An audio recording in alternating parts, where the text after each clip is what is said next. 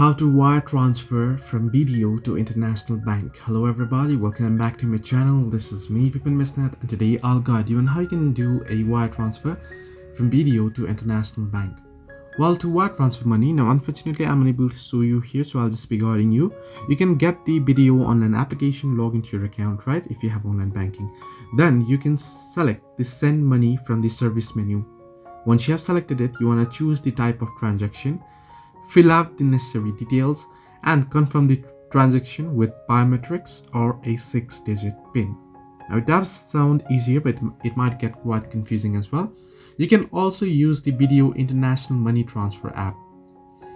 So you want to select under the BDO International Money Transfer app, you want to select the BDO Unibank tab, then select send money from the menu.